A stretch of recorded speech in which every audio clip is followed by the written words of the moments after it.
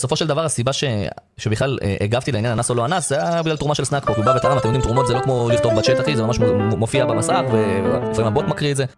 צאו עכשיו אלינו, כן. אני בטוח ששווה לשווה.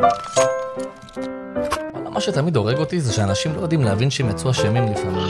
זה לא רק קורה, אחי. כמה פעמים אני מתנצל, אנשים מנסים להוציא אותי אגוריסט או דברים כאלה, אתה יודע כמה פעמים אני מתנצל, אחי. אתה גדף על הבן אדם, כאילו. אני תמיד יודע אם אני לא בסדר.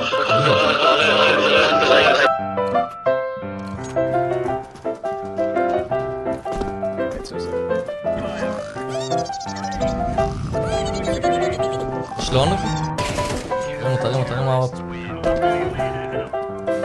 כי הפרדוקס התלויות האינסופיות. אתם יודעים, תרומות זה לא כמו לכתוב בצ'אט, אחי, זה ממש מופיע במסך ו... נו, איך קיבלתי את השולדר הזה כמו ילד קטן. איזה ילד קטן אני. אוהבים לפרוץ בפיסטול. פאקסר 5.0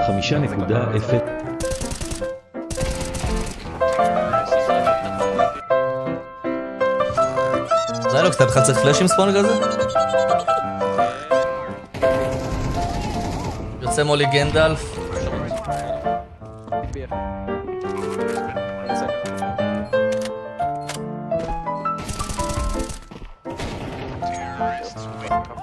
The one way.